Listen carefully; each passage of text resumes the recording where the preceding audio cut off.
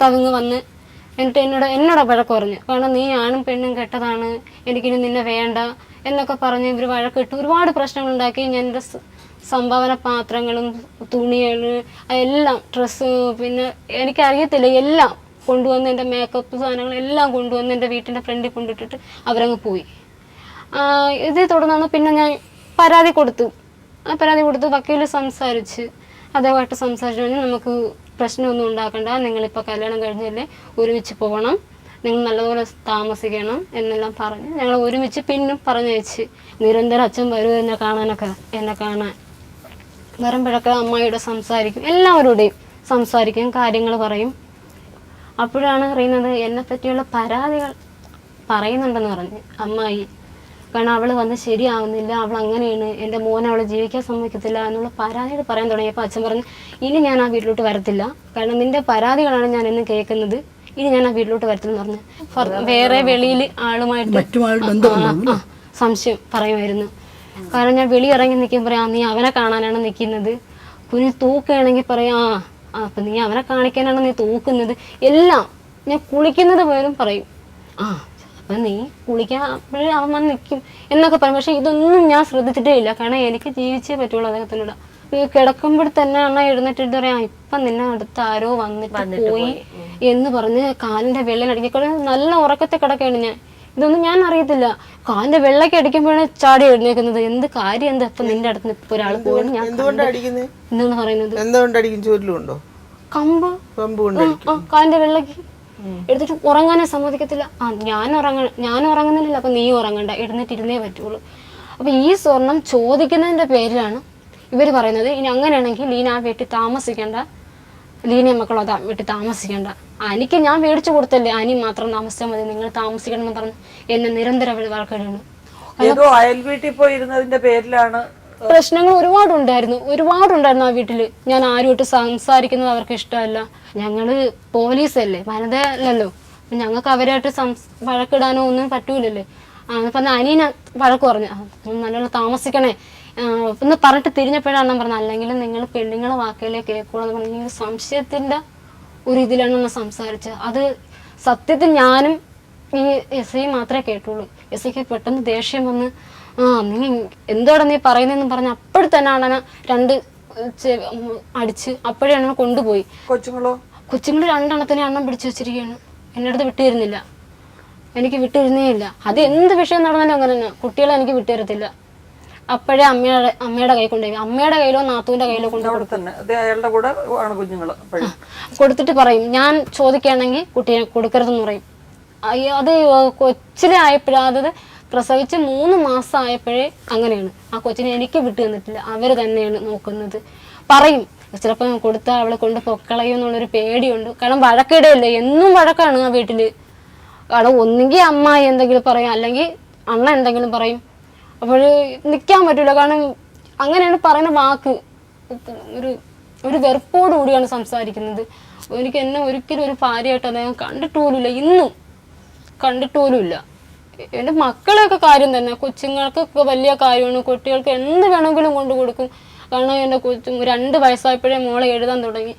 2 വയസ്സാവണ്ട, അതിനു മുമ്പേ മോളെ എഴുതാൻ തുടങ്ങി. അവൾക്ക് ബുക്കുകളായാലും എല്ലാം കൊടുക്കും, അതിനൊന്നും ഒരു ഇതുമില്ല. പക്ഷെ എനിക്ക് ഈ 1 വർഷമായിട്ട് നിങ്ങള് അമ്മയുടെ വീട്ടില് കുഞ്ഞുങ്ങളും നിങ്ങൾ ഒരുമിച്ചാണ്. അതെങ്ങനെ വിട്ടായാലും കൊച്ചു നിങ്ങളെ?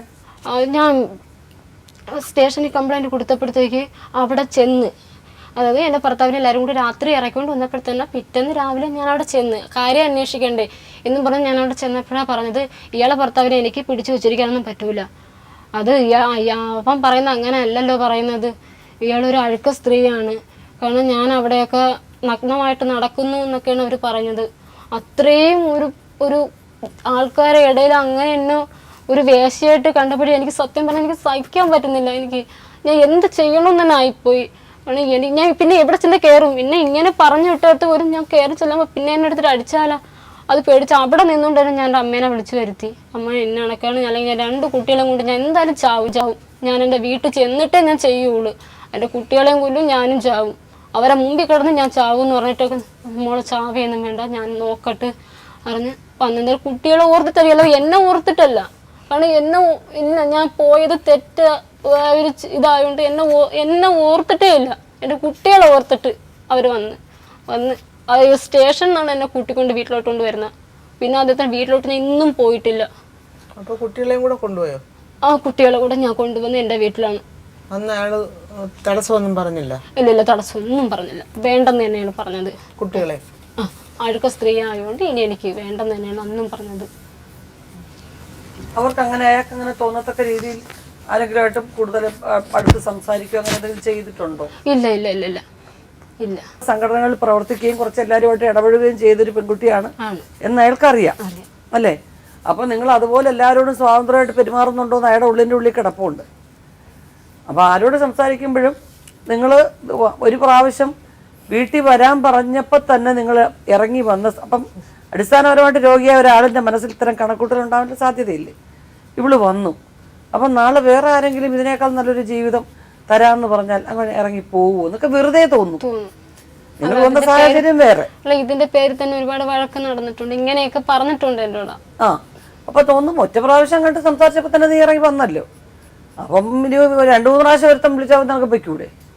കുറെ കൂടെ കാണാൻ സൗന്ദര്യവും സമ്പത്തും കാര്യങ്ങളും ഒക്കെ ഉള്ള ഒരുത്തനാണെന്നുണ്ടെങ്കിൽ ഇതും പോകാൻ സാധ്യത ഉണ്ടല്ലോ. ഇങ്ങനെയുള്ള തോന്നലുകൾ അവരെ കൊണ്ട് ഇതൊക്കെ പ്രേരിപ്പിക്കും. മനസ്സിലായില്ലേ? ശരി, എന്തായാലും നമുക്ക് അനിൽകുമാർ വന്നിട്ടുണ്ടല്ലേ? വേറെ ആര് വന്നിട്ടുണ്ട്? വേറെ ആരും വന്നില്ല, അയാൾ മാത്രം. അപ്പൊ വിളിക്കാം. ഇതാണ് അനിൽകുമാർ അല്ലേ? എത്ര വയസ്സായി അനിൽകുമാർ? 30 വയസ്സായി. ഇപ്പൊ എന്ത് വർക്ക് ചെയ്യുന്നു? കൊത്തപ്പണിക്ക് പോകുന്നുണ്ട്. ഒറ്റയ്ക്ക് നിങ്ങൾ വീട് വെച്ച കാര്യമൊക്കെ പറഞ്ഞു. അനിൽകുമാർ, ഈ കുട്ടിയെ ആദ്യമായിട്ട് കാണുന്ന ഒരു കല്യാണത്തിന്റെ ചടങ്ങി വെച്ചാണെന്ന് പറഞ്ഞു, ശരിയാണ്? അല്ല. എവിടെ വെച്ചാ കാണുന്നത്? അദ്ദേഹത്തിന്റെ വീട്ടിൽ വെച്ച്. വീട്ടിൽ വെച്ച്? എങ്ങനെ? അദ്ദേഹത്തിന് അച്ഛനെ തിരക്കി പോയതാണ്. എൻ്റെ അടുത്ത് ഒരാൾ അഡ്രസ്സ് പറഞ്ഞു തന്നു, പേര് പറഞ്ഞു തന്നു, ആട്ടോ ഡ്രൈവറാണ് എന്നൊക്കെ പറഞ്ഞ് അദ്ദേഹത്തിനെ കാണാൻ വേണ്ടി പോയതാണ്. ചെന്ന സമയത്ത് ഇയാളാണ് അവിടെ നിൽക്കുന്നത്. അങ്ങനെ ഇയാളടുത്ത് സംസാരിച്ച് നിന്ന സമയത്ത് ഇവരുടെ അമ്മ വന്ന് എന്നെ കുറെ തെറിയാണ് വിളിക്കുന്നത്.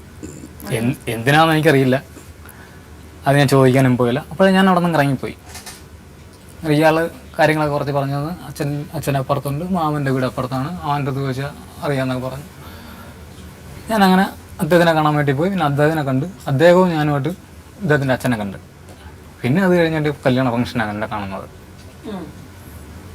അങ്ങനെ ആ കല്യാണ ഫംഗ്ഷനിൽ നേരത്തെ ഇവിടെ ചർച്ച ചെയ്ത കണക്ക് ഒരാരോരും ഇല്ലാത്തൊരു പെണ്ണിനെ പോലെയാണ് എൻ്റെ അടുത്ത് നിന്ന് കാര്യങ്ങളെല്ലാം അവതരിപ്പിച്ചത്.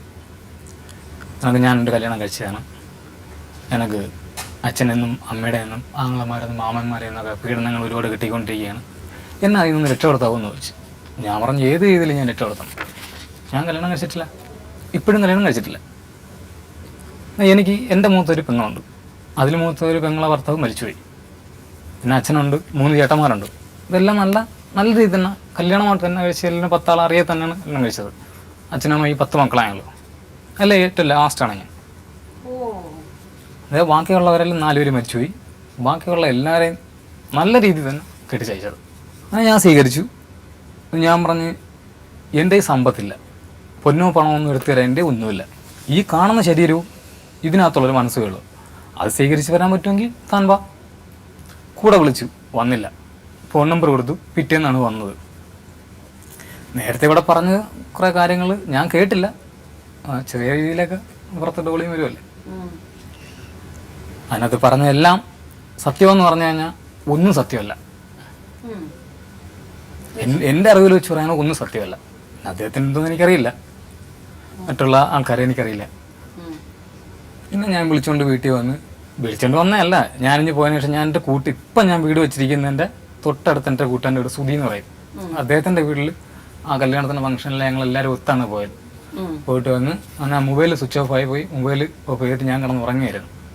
ഒരു 10-12 മണിയായപ്പോഴും എൻ്റെ കൂട്ടുകാരൻ വന്ന് പറഞ്ഞിട്ട് അനീഷ നിന്നെ തിരക്കി ഒരാൾ അവിടെ തിരക്കി വീട്ടിൽ വന്നു. എന്നാൽ ഈ പഞ്ചായത്തിൽ നിന്ന് വീട് കിട്ടുന്നതാണ്, അത് പെങ്ങാക്കാണ് കിട്ടിയിരിക്കുന്നത്. അന്നേരം ആ വീടിന് ഫൗണ്ടേഷൻ കുഴിച്ചതും മറ്റുള്ള മുകളിലോട്ടുള്ള കെട്ട് കംപ്ലീറ്റ് ഞാൻ തന്നെയായിരുന്നു. പുറത്ത് എൻ്റെ ഏട്ടന്മാരോ മറ്റുള്ള കൂട്ടുകാരന്മാരോ ആരും സഹായമില്ല, ഞാൻ മാത്രമേ ഉള്ളൂ. അത് രാത്രി നിന്നില്ല, പകലെന്നില്ല. രാത്രി ആയാലും ഞാൻ എനിക്കൊരു പട്ടി മാത്രമേ കൂട്ടുള്ളൂ. അതും അപ്പുറത്തൊരു കടയല്ല, പട്ടി മാത്രമേ കൂട്ടുള്ളൂ ആ വയലിൽ. എന്നാൽ വേറെ ഒരു വീടും ആ ഏരിയയിലേ ഇല്ല. ഞങ്ങളെ വീടാണ് ഫസ്റ്റ് അവിടെ പോകുന്നത്, പെങ്ങളെ വീടാണ്. ആ രാത്രി എനിക്ക് കട്ടൻ കാപ്പി ഇട്ട് വരാൻ പോലും എൻ്റെ അമ്മയും എൻ്റെ പെങ്ങൾക്കുമായി സുഖമില്ലാതായാലും എന്തായാലും പോട്ടെ. അപ്പോഴവിടെ നിന്ന് ഞാൻ രാപകലും ഞാൻ വെച്ച വീട്ടിൽ ഇദ്ദേഹം വന്നപ്പോൾ ഇദ്ദേഹം ഉച്ചയ്ക്ക് വരുന്നത് 2 കവർ നിറച്ച് മുഷിഞ്ഞ തുണിയും ജീൻസ് പാൻറ്റും ഒരു ടീഷർട്ടും ഇട്ടുകൊണ്ടാണ് ഈ കക്ഷി വരുന്നത്. എന്നെ തേടി വരികയാണ്. അന്നേരം ഇദ്ദേഹത്തിൻ്റെ വീടിനടുത്ത് നിന്നാണ് എൻ്റെ കുഞ്ഞമ്മയുടെ മോൻ, എന്നാണ് എൻ്റെ ചേട്ടൻ തന്നെ, അദ്ദേഹം കല്യാണം കഴിച്ചിരിക്കുന്നത്. എന്നിട്ട് അദ്ദേഹത്തിന് ആ പെണ്ണവിടെ എന്നു പറഞ്ഞ്, ഈ പെൺകൊച്ചിനെ എനിക്കറിയാമല്ലോ, ഈ പെണ്ണിന് കല്യാണം കഴിച്ചതാ, ഇതാരെ വീട്ടിൽ പോയത്. എന്നിട്ട് അവരെ അടുത്ത് ഞാൻ മിണ്ടത്ത് സഹകരിക്കുന്നൊന്നുമില്ല. അങ്ങനെ അവരൊന്ന് അമ്മയെടുത്ത് പറഞ്ഞ്, അമ്മായി ഇതെനക്ക് ഈ പെൺകൊച്ചി എവിടെ വന്നതെന്ന് എനിക്ക് അറിഞ്ഞില്ല. അന്നേരം വീട്ടിൽ വന്നപ്പോൾ ഈ വൈജു എന്ന് പറഞ്ഞ ഇറക്കനുമുണ്ട്, എൻ്റെ അമ്മയുണ്ട്, എൻ്റെ പെങ്ങളുണ്ട്, കണൻ്റെ ചവിട്ടിയിരിക്കുകയാണ്. എന്നിട്ട് ഈ പഞ്ചായത്തിൽ നിന്ന് വീട് കിട്ടുമ്പോൾ നമുക്ക് വേറൊരു ഷെഡ് പുറത്തോട്ട് ചായച്ചിറക്കണമല്ലോ. അതിനുള്ള നമ്മൾ കൊച്ചുപിള്ളേർ കളിക്കുന്ന കൊച്ചു സ്റ്റേജ് മാത്രമേ ഉള്ളൂ. വെള്ളം വീണ് കഴിഞ്ഞാൽ ഒന്നും വെളിയിൽ പോകത്തില്ല, എല്ലാത്ത വീഴും. അതിനകത്ത് കട്ടിലിനകത്ത് കമന്ന് കിടക്കുകയായിരുന്നു ഈ കക്ഷിയാ. വെള്ളമാണ് വന്ന് ചോദിക്കുന്നതെന്ന് പറഞ്ഞാൽ അണ്ണനുണ്ടോ അനിയണ്ണുണ്ടോ എന്നാണ് ചോദിക്കുന്നത്. എന്ന് പറഞ്ഞാൽ അത് ആരാ, ആ ഇന്നണക്ക് ഞാൻ വന്നതാണ്. അത് പറഞ്ഞു കയറി കിടന്നങ്ങ് ഉറക്കമായി ഇദ്ദേഹം. ശരി, ഒന്നെണ്ണ കയറി കിടക്കുകയായി. അങ്ങനെ ഈ ബൈജു എന്ന് പറഞ്ഞ കക്ഷി എന്നെ വിളിച്ചിട്ട് പറഞ്ഞില്ല, ഇന്നണക്ക് നിന്നെ തിരക്കി, നീ ആരെങ്കിലും നമ്പർ കൊടുക്കുകയോ നീ വിളിക്കുകയോ ചെയ്തിട്ടുണ്ടോ, ആ ആള് നിന്റെ വീട്ടിൽ വന്നിരിപ്പുണ്ട്. ഞാനിങ്ങനെ ഈ ഉറക്കമായെന്ന് പറഞ്ഞാൽ അമ്മയും പെങ്ങളും ആ വീട്ടിലാണ് പോയി കിടന്നുറങ്ങി. ആ റോഡ് സൈഡിൽ വന്നമ്മ ഞാൻ ചെന്ന് ഞാൻ എത്തി നോക്കി. എനിക്ക് മനസ്സിലായി വന്നത് ഇയാളായിരിക്കുമെന്ന് എനിക്കൊരു വിശ്വാസമായി. ആ ഞാൻ വീട്ടിൽ ചെന്ന് ഞാൻ ഇങ്ങനെ അകത്തോട്ട് ഞാൻ എത്തി നോക്കി. വെളിയിൽ നിന്നുകൊണ്ട് ഞാൻ എത്തി നോക്കും, ഇയാൾ കവന്ന് കിടക്കുകയാണ്. ഞാൻ അമ്മ പറഞ്ഞ് ഡാ ഈ കൊച്ചിനെ പറഞ്ഞു വിടും. അത് ഞാൻ അങ്ങനെ അമ്മയെടുത്ത് പറഞ്ഞ്, അമ്മ ഞാൻ ചെയ്തത് നല്ലതാണോ ചള്ളാണെന്ന് എനിക്ക് അറിഞ്ഞൂടാ. എൻ്റെ പെങ്ങൾക്ക് ഇതിനൊക്കെ അവസ്ഥ വരികയാണെങ്കിൽ എനിക്കൊന്നും ചെയ്യാൻ പറ്റത്തില്ല. എന്നിട്ട് അതിനൊക്കെ അവസ്ഥ ആ പെങ്കൊച്ചിന് വന്ന് ഞാൻ 2 കൈ നീട്ടി സ്വീകരിച്ച്. അത് തെറ്റാന്നുള്ള കാര്യം എനിക്ക് അറിഞ്ഞൂടമ്മ. അതുകൊണ്ട് അമ്മയ്ക്ക് അമ്മയുടെ മരുമോളായിട്ട് കൂട്ടാൻ പറ്റുമെങ്കിൽ കൂട്ടിക്കൊള്ളാം. ശരി അമ്മ എപ്പോഴും പെങ്ങന്മാരൊന്നും വേണ്ടിയില്ല പോയി. അപ്പൊ ഈ കല്യാണ വീട്ടിൽ വെച്ച് ആണ് നിങ്ങൾ ആകപ്പാട് മനസ്സുകൂട്ടി സംസാരിക്കുന്ന. എൻ്റെ അടുത്ത് നല്ല രീതിയിൽ മനസ്സുകൂട്ടി സംസാരിച്ച്, ഇങ്ങോട്ട് ഞാനും അങ്ങോട്ട് സംസാരിച്ച്. ഞാൻ സംസാരിച്ചപ്പോഴും ഞാൻ പറഞ്ഞ എൻ്റെ കാര്യമേ ഉള്ളൂ, എനിക്ക് എല്ലാവരും ഉണ്ട്, പക്ഷേ ആരോരും ഇല്ലാത്തനൊക്കെ ഞാൻ കഴിയുന്നു. ഞാൻ ജോലി ചെയ്യുന്ന അന്നന്ന് ജോലി ചിലപ്പം ജോലിയുണ്ട്, ജോലിക്ക് ഉണ്ടെങ്കിൽ ഇപ്പോൾ പോവും, ഇല്ലെങ്കിൽ ഇല്ല. അങ്ങനെ ആ ജീവിതം പിന്നെ അവിടെ നിന്ന് തുടരുന്നതാണ്. പിന്നെ ഏതാണ്ട് ഒരു 4 വർഷം വരെ ഞങ്ങൾ ഒന്നിച്ച് ജീവിച്ചു. മൊത്തം 7 വർഷം, 7-7.5 വർഷം. എന്നാ അങ്ങനെ എന്തായാലും ജീവിക്കാൻ തീരുമാനിച്ച സ്ഥിതിക്ക് നിങ്ങൾ ഈ പെണ്ണിനെ കഴുത്തിലൊരു താലി കെട്ടണമെന്നോ രജിസ്റ്റർ ചെയ്യണമെന്നോ ഒന്നും പറഞ്ഞില്ലേ വീട്ടിൽ നിന്ന്? വീട്ടിലൊന്നും പറഞ്ഞില്ല. ഞാൻ പറഞ്ഞ സാമ്പത്തികമൊക്കെ ബുദ്ധിമുട്ടല്ലേ, നമ്മൾ പയ്യെ ചെയ്യാം, സമാനപ്പെടും. ഞാൻ എന്തൊരു കാര്യം പറഞ്ഞാലും ഈ ഒരു വാക്കേ ഞാൻ പറയാം ഫസ്റ്റ്. അത് അംഗീകരിക്കാൻ വയ്യെന്ന് ചോദിച്ചാൽ എനിക്കറിഞ്ഞൂടാ അതിനകത്ത് എന്താണ് ഇത്രയും വലിയ ബുദ്ധിമുട്ടുള്ള കാര്യമൊന്നും. അത് സമാധാനപ്പെടാൻ പറയുന്നത് തെറ്റൊന്നുമില്ലെന്ന് എനിക്ക് തോന്നുന്നു. മറ്റുള്ളവർക്ക് എന്തോന്നും എനിക്കറിയില്ല, അങ്ങനെ അദ്ദേഹത്തിന് തന്നെ അറിയില്ല എന്താണ്. അല്ല അങ്ങനെയല്ല ഞാൻ പറഞ്ഞപ്പോൾ ഉടനെ എന്നുള്ളതല്ല, എന്നാലും ഒരു കുഞ്ഞാവുന്നതിന് മുമ്പെങ്കിലും ഇതൊന്ന് രജിസ്റ്റർ ചെയ്തേക്കാം എന്നുള്ള ഒരു സംഗതി. കാരണം നാളെ കുഞ്ഞിനെ സ്കൂളിൽ ചേർക്കുമ്പോഴും ഒക്കെ ആധികാരികമായിട്ട് അച്ഛൻ്റെ പേര് അതിനകത്ത് ഇടണം, അമ്മയുടെ പേര് വെക്കണം എന്നൊക്കെ ഉള്ളപ്പോഴേ അങ്ങനെ ഒരു തോന്നലുണ്ടായില്ല. ചേച്ചി പറയുന്നത് ശരി, ഞാൻ സമ്മതിക്കുന്നുണ്ട്. പക്ഷേ അതിനുവേണ്ടി എൻ്റെ അടുത്ത് ആള് വേണ്ടേ? അരിപുരോ? ആ ഒന്ന് പറഞ്ഞ രണ്ടാമത്തെ പിണങ്ങിപ്പോക്കോ. ഇത് എത്രാമത്തെ പിണങ്ങിപ്പോക്കാന്ന് ചോദിച്ചു. ഞാനായിട്ട് പറയുന്നില്ല, അദ്ദേഹമായിട്ട് പറയാം. എത്രാമത്തെ പിണങ്ങിപ്പോക്ക്, എത്രാമത്തെ കോടതി ഇറങ്ങും, എത്രാമത്തെ പോലീസ് സ്റ്റേഷനിൽ ഇറങ്ങും. എൻ്റെ ജീവിതത്തിൽ ഞാൻ ഇന്നേ വരെ പോലീസ് സ്റ്റേഷനിലോ കോടതിയിലോ വക്കീലിലോ ഇവിടെ പോലും ഞാൻ വന്നിരുന്നിട്ടില്ല. എൻ്റെ ജീവിതത്തിൽ ഈ ഒരു പെങ്കൊച്ചിനെ ഞാൻ എടുത്തതിന് ശേഷം ഞാൻ കാണാത്ത പോലീസ് സ്റ്റേഷനില്ല, ഞാൻ കയറാത്ത കോടതിയില്ല. അടി വേറെ കൊള്ളേണ്ടി വന്നു എനിക്ക് പോലീസുകാരെന്ന്. അത് ഈ കൊച്ചിനെ എടുത്തതിന് ശേഷം.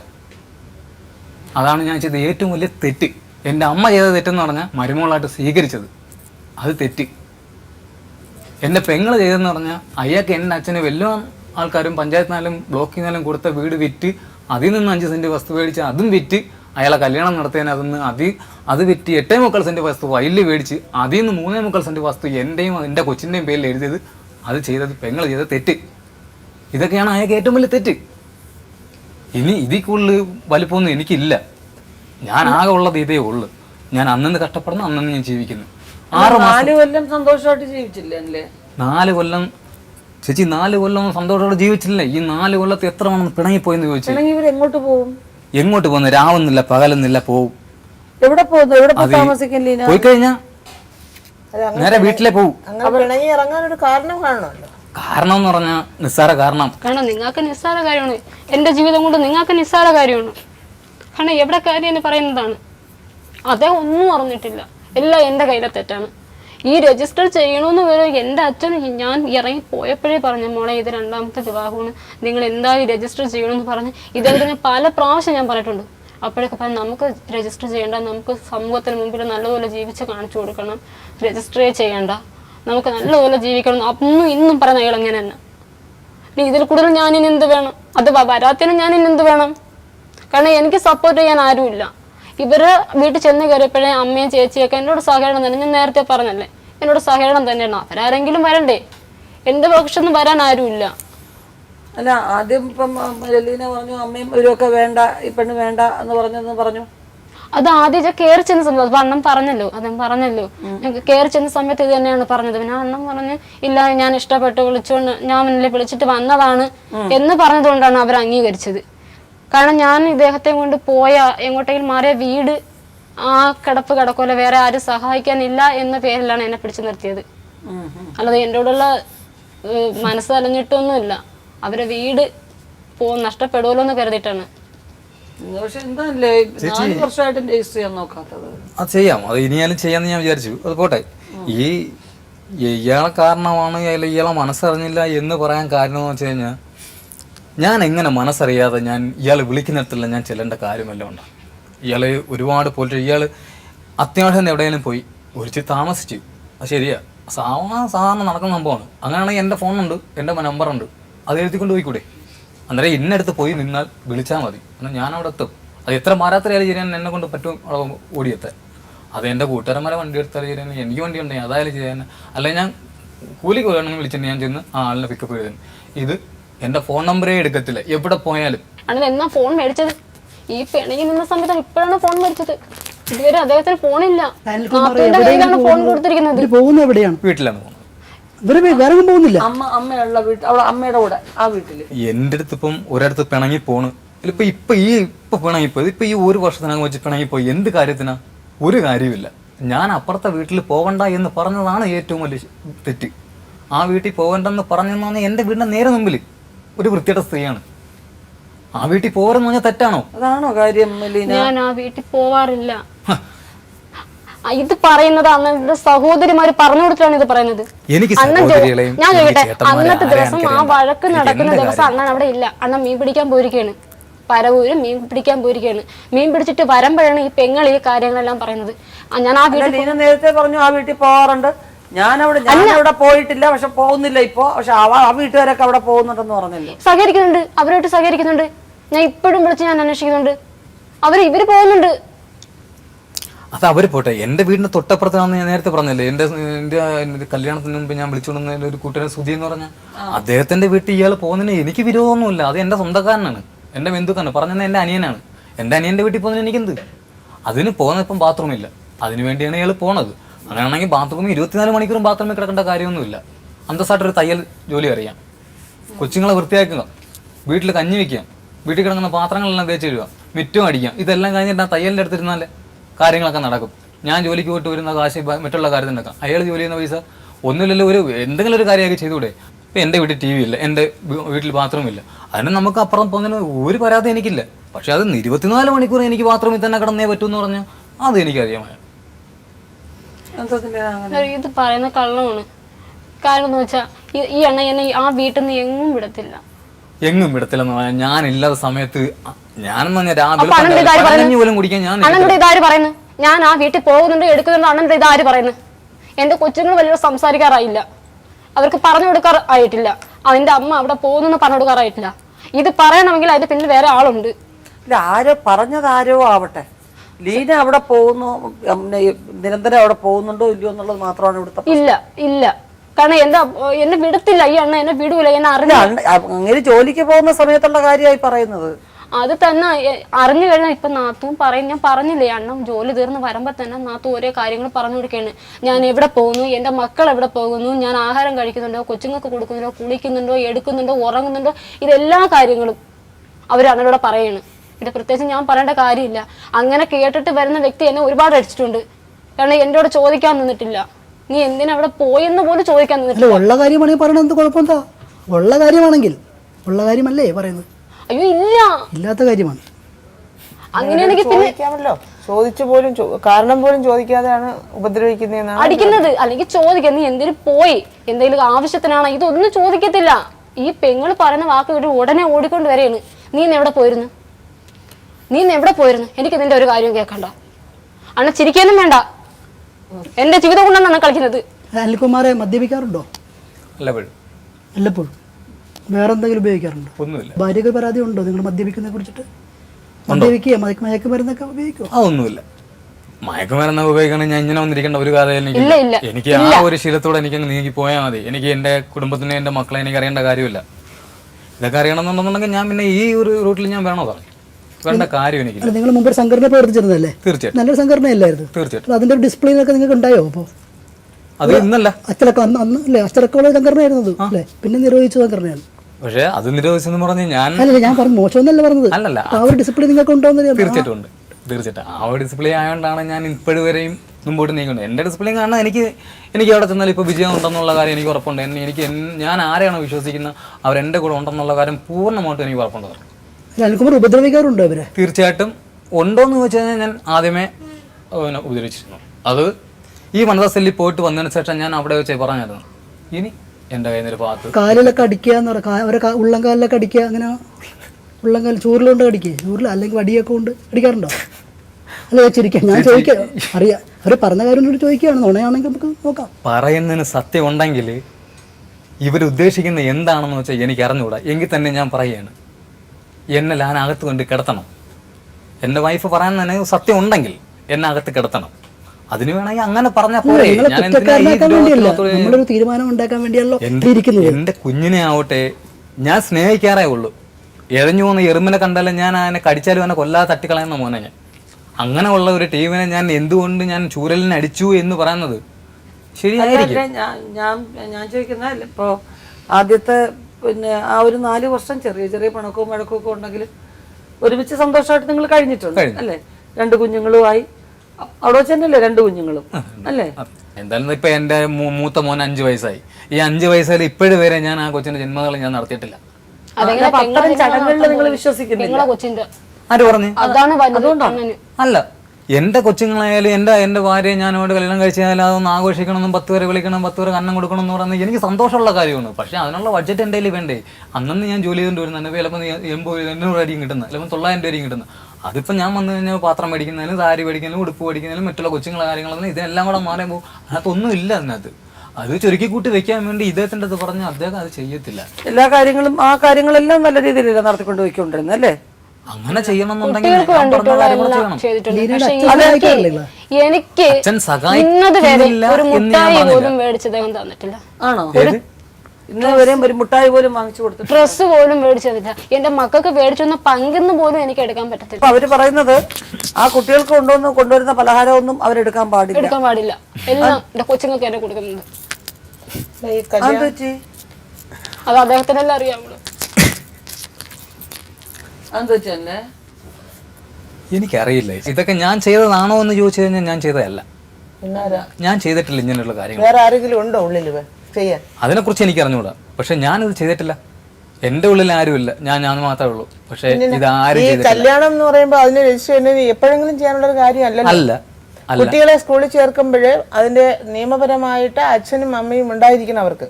അത് വേണം. അപ്പോൾ നിങ്ങൾ കുട്ടികളെ ജനിപ്പിക്കുന്നതിന് മുമ്പ് തന്നെ അതിനെക്കുറിച്ച് ചിന്തിക്കാൻ അത്രയ്ക്കുള്ള വിദ്യാഭ്യാസം വിവരമൊക്കെ നിങ്ങൾക്ക് ഇല്ല, വിദ്യാഭ്യാസം ഇല്ല. വിവരമുണ്ട്, അത് മതി. വിദ്യാഭ്യാസം എല്ലാവർക്കും ചിലപ്പോൾ അത്ര പെട്ടെന്ന് വരില്ല. അത് വേണ്ട. അപ്പോൾ അത് പോയി ഒന്ന് രജിസ്റ്റർ ഓഫീസിൽ പോയി എഴുതി ഒന്ന് ഒപ്പിട്ട് രജിസ്റ്റർ ആക്കാൻ വേണ്ടിയിട്ട് 2 സാക്ഷികളുടെ ആവശ്യമേ ഉള്ളൂ. സാറേ ഞാനത് പറയുന്നല്ലോ, ഞാൻ ചെയ്യാന്ന് പറയുന്നുള്ളൂ. പക്ഷെ എനിക്ക് അതിനുള്ള സമയം സന്ദർഭം കിട്ടിയില്ല, ഞാൻ ചെയ്തില്ല. അത് പറയുന്നതിനോട് യോജിക്കാൻ വയ്യാനല്ലേ? അത് തീർച്ചയായും 4 വർഷമായിട്ട് കൂടെ ജീവിച്ചിട്ട് വല്ലപ്പോഴും പിണങ്ങി പോയിരിക്കും. ഇതിനിടയ്ക്ക് ഒരു ദിവസം നിങ്ങൾക്ക് വീണ് കിട്ടിയില്ല എന്ന് പറഞ്ഞാൽ എങ്ങനെ വിശ്വസിക്കാൻ? ഇദ്ദേഹം വന്ന് വിളിക്കും, ഞാൻ എവിടെ പോയാലും എന്നെ വന്ന് വിളിക്കും. നീ വന്നേ പറ്റുള്ളൂ എന്ന് പറഞ്ഞ് എന്നെ വന്ന് വിളിച്ചോണ്ട് ആ വീട്ടിൽ തന്നെ കൊണ്ടുവരികയും ചെയ്യും. പിണങ്ങി അധികം നാളെ നിന്നിട്ടില്ല. അത് മാത്രമല്ല വെറുതെ പിണങ്ങി പോവില്ലല്ലോ, എന്നും പിണങ്ങി പോകുന്നു. എന്താ ഒരാൾ പിണങ്ങി പോകുന്ന കാരണം ഇങ്ങനെ ഉണ്ടായിരുന്നു? നിങ്ങൾ അന്വേഷിക്കണ്ടേ? പ്രധാനപ്പെട്ട കാര്യം എന്ന് പറഞ്ഞാൽ പറഞ്ഞാൽ കേൾക്കത്തില്ല. ഒന്നാമത്തെ കാര്യം ഈ കേൾക്കുന്നെന്ന് പറഞ്ഞാൽ ഞാൻ നിസ്സാരപ്പെട്ട കാര്യങ്ങളെ പറഞ്ഞിട്ടുള്ളൂ. അതിനെ അടിക്കാനോ ഇടിക്കാനോ ഉള്ള കാര്യങ്ങളെന്ന് പറഞ്ഞാൽ ഒരിക്കൽ ഫസ്റ്റ് തവണ ഇയാളെ ഞാൻ കൊണ്ടുപോകുന്ന അമ്പലംകുന്നില്ലെന്ന് പറഞ്ഞാൽ എൻ്റെ കുഞ്ഞും അപ്പച്ചിയുടെ വീട്ടിലാണ്. അത് വയസ്സായ ഒരു തള്ളയാണ്. ആ തള്ള ജോലിയും കഴിഞ്ഞിട്ട് വരുമ്പോൾ സാധാരണ ഞാൻ പഠിച്ചിട്ടുള്ള എങ്ങനെയാണ് മറ്റുള്ള കാര്യം എനിക്ക് അറിഞ്ഞിട്ടുണ്ടാവും. ഒരു വല്യമ്മയായാലും വല്യപ്പനായാലും ഒരു വീട്ടിലൊരു